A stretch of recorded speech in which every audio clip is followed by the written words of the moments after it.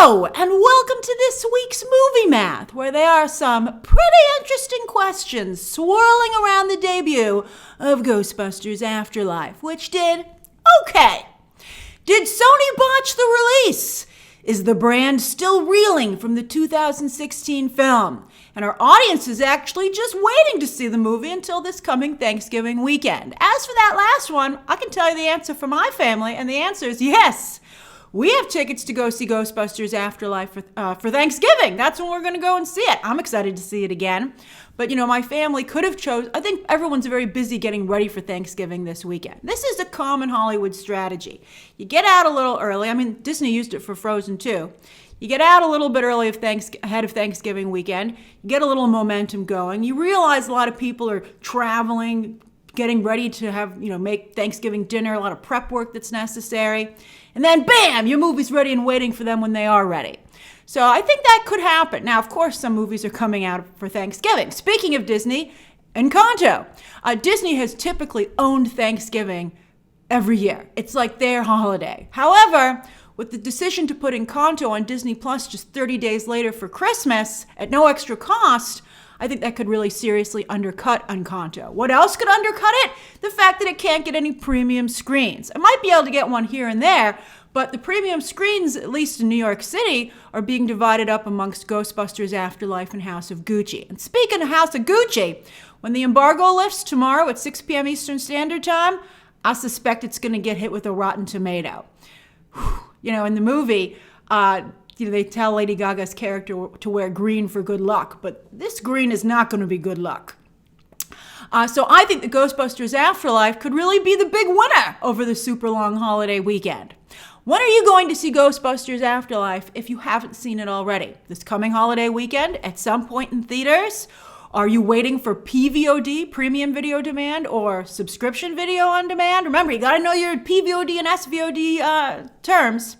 Or are you just going to skip it? I wouldn't skip it. The other day I was at a screening for House of Gucci, actually, and I overheard another critic talking about, sometimes at these screenings, critics will compare notes as to what they've seen. They'll be like, did you get to see it? It's like trading cards a little bit.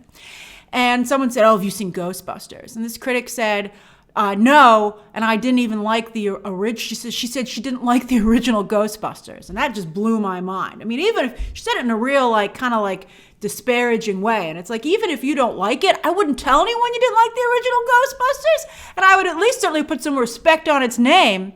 And I think that this new movie is it puts such a nice bow on the original film that it really is kind of like a set, and you have to complete the set.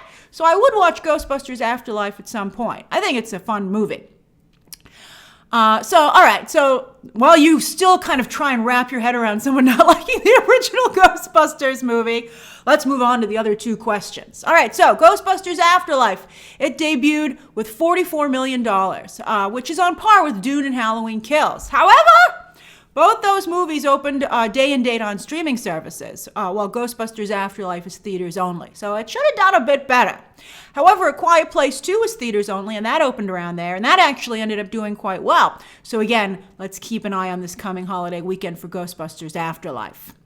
You know what other movie opened around this same number?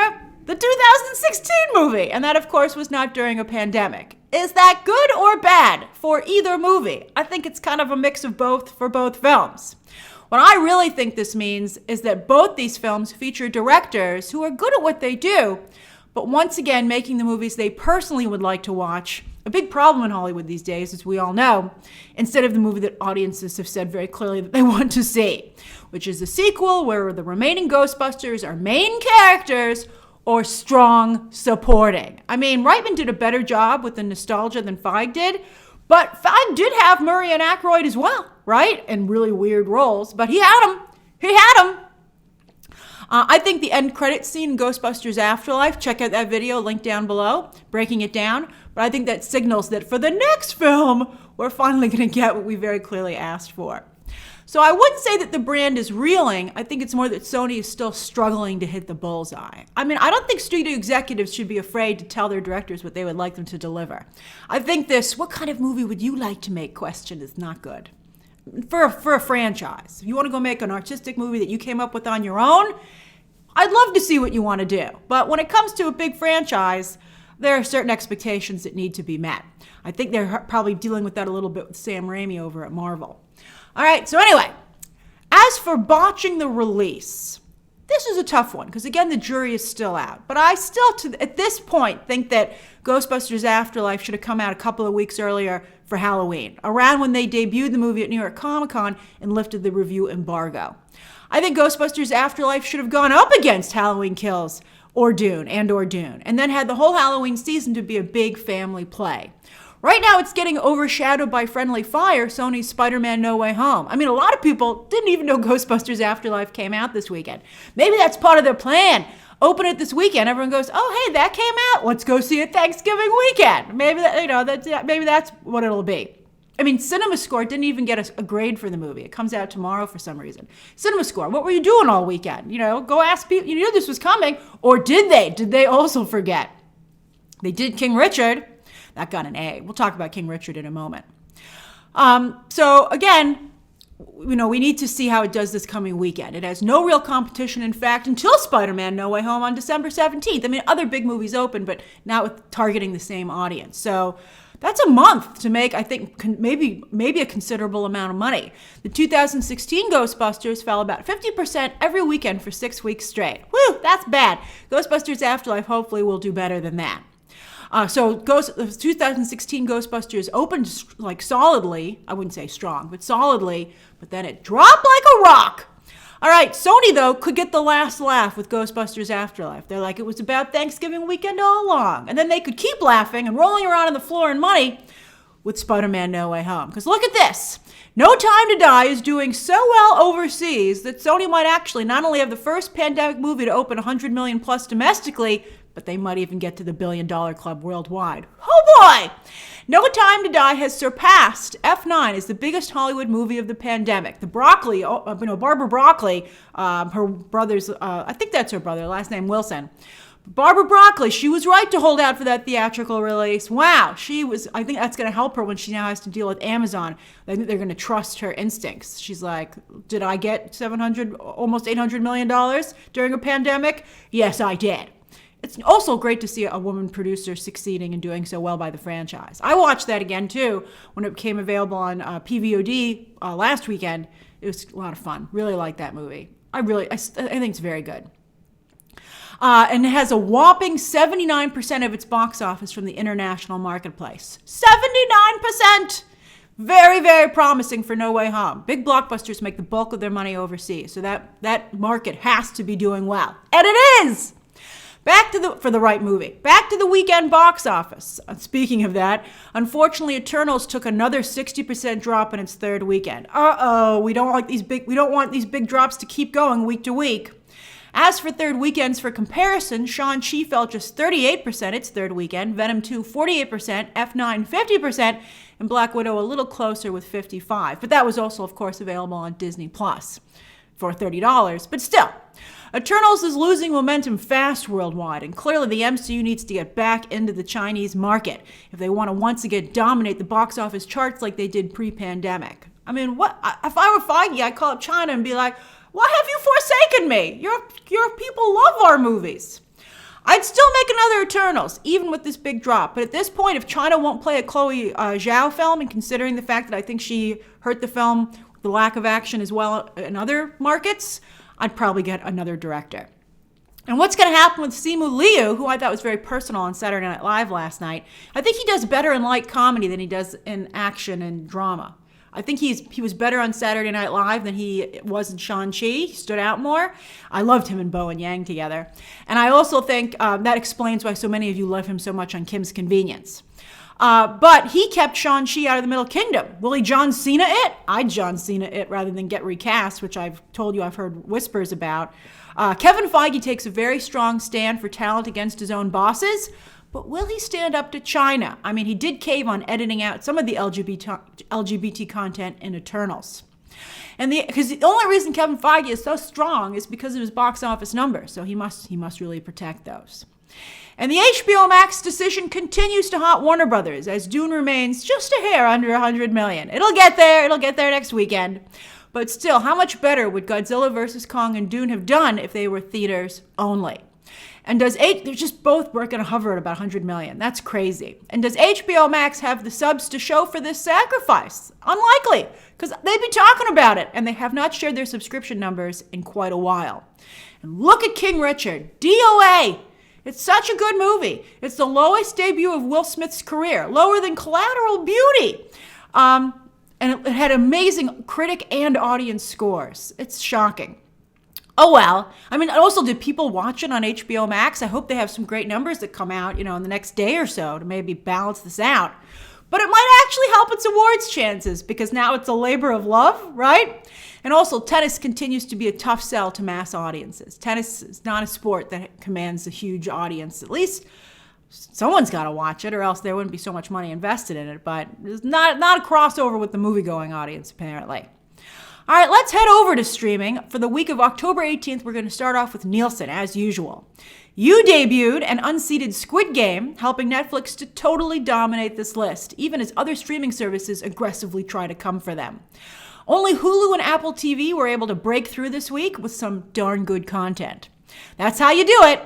As for movies, Disney Plus dominates here with Black Widow, Hocus Pocus, and other fan favorites, and in fact, this list is split 50-50. Once Disney Plus gets rolling with the content, they might be able to make be a little bit more aggressive in the TV list as well. And now it's time to play with our new toy, Netflix's own ranking website. It's so pretty, but it actually needs a little bit of work. It's a little convoluted, but we're gonna play with it. All right, so they're just a week behind here. So we're looking at November 8th to the 14th. I don't love that non-English content has its own designation in film and TV, but dems to cards Netflix is dealt, so we got to play with them. I wish they were on the same list so you could show how competitive the non-English language content is. But we do have a global chart here, and that's what I want to go with instead of doing it by what's going on in the United States. All right, so Narcos Mexico Season 3 is number 1, working its way up from number 5 last week.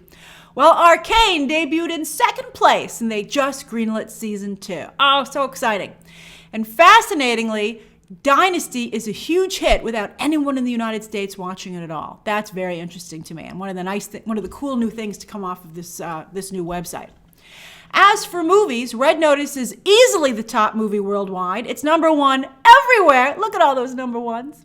With pretty much 3 times the viewership of runner-up Love Hard. They're doing it by viewership here as well. Minutes, they're doing like hours watched, I think, instead of minutes, like Nielsen does. But it's so great to see Love Hard in 2nd place. I watched that this weekend. Nina Dobrev and Jimmy O. Yang killed it. Loved it. Their rendition of Baby It's Cold Outside, so amazing. I can see why everybody's talking about it.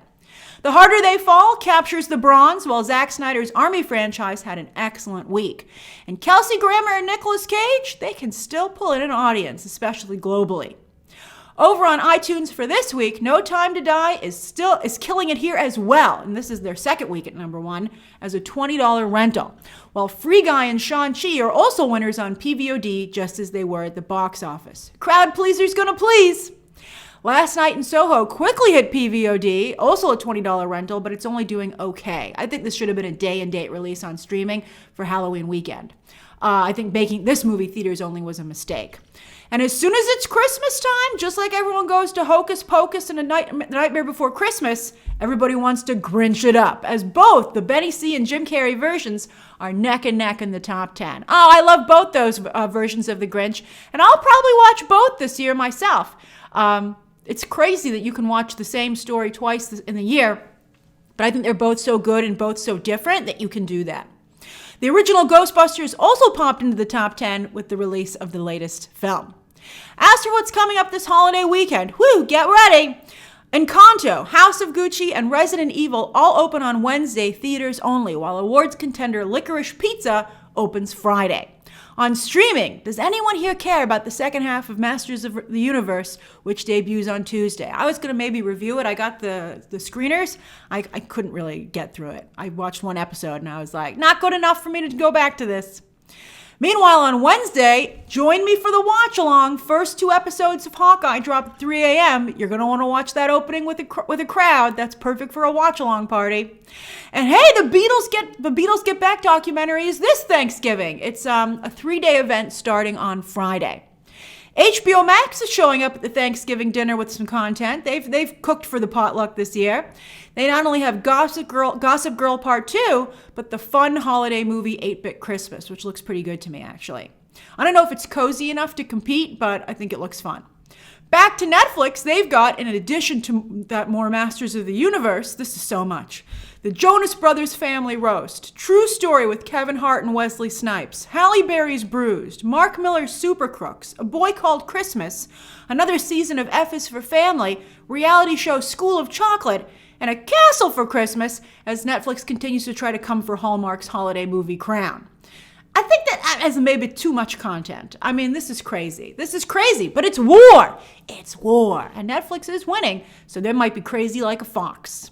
So that's this week's Movie Math. Share your thoughts on the box office down below, as well as your entertainment plans for the holiday weekend, or just the upcoming weekend if you live outside the United States. Is it weird for you guys living outside the United States with the swirl of, because, Thanksgiving weekend so affects the entertainment global calendar. I'm curious what it's like to be on the outside looking in. Because I got to tell you, Thanksgiving is all-consuming here in the United States. I mean, it's a 5-day weekend of partying and festivities. It's pretty awesome. All right, share your thoughts down below, subscribe today, and of course, as always, you can check out some more videos right now.